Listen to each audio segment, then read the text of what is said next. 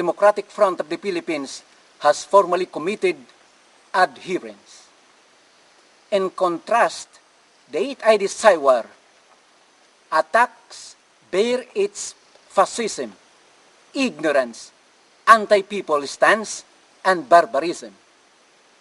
For example, it is plain deception of the public for the 8ID to claim that an NPA raid on an Army Engineering Battalion in Calbiga, Western Samar, last December 2009 was a violation.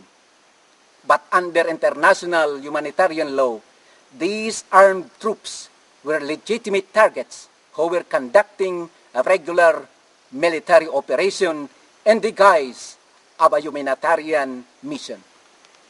Meanwhile, the 8ID also covered up its violations, such as slamming residents in the interior of Basay, Western Samar, by insinuating that their evacuation last December 2009 were make-believe. But the peasants, in fact, exposed the violations of their rights and demanded indemnification, because the 8ID had been bombarding their communities and had even burned their rice harvest in gross violation of international humanitarian law.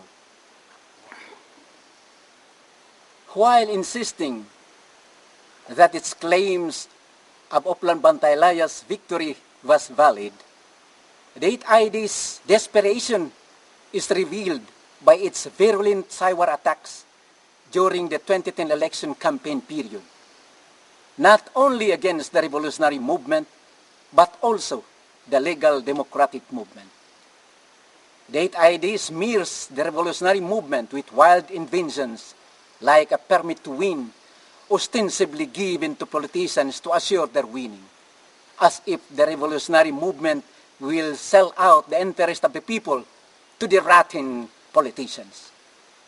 The military is consumed with rage in trying to cover up the reality that there are already two governments in the country: the reactionary government and the People's Democratic Government in the revolutionary territories.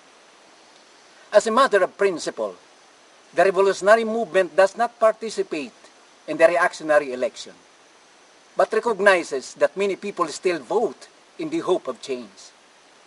The revolutionary movement educates the people to regard the election as a form of struggle to win concession favorable to them, though it is far more inferior than the democratic mass struggles. Meanwhile, the reactionary politicians have to seek permission from the People's Democratic Government to campaign in the revolutionary territories.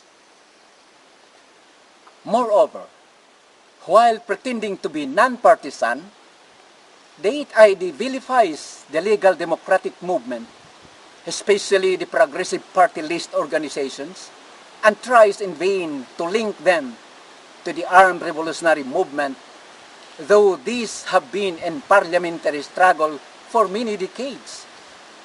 This has the darker motive of paving the way for more political killings, such as what happened to Father Lucero. The Arroyo regime and the military also elude the very real possibility that the progressive candidates will win and sit in the Congress and Senate, because they carry the interest of the people and will certainly bring the regime to account. Let us all stand up to the Arroyo regime and the military's barefaced attacks by insisting on the truth and demanding fundamental changes. Those who have genuine concern for the people and desire for truth will also embrace revolutionary victories, expose the lies and rottenness of the ruling system, and encourage the people to participate in the revolutionary struggle. The revolutionary movement will persevere in awakening the people to their power to make change. We aim in 5 years to reach the strategic stalemate in the People's War, and in 10 years advance to laying the conditions for making a truly democratic government of the people possible.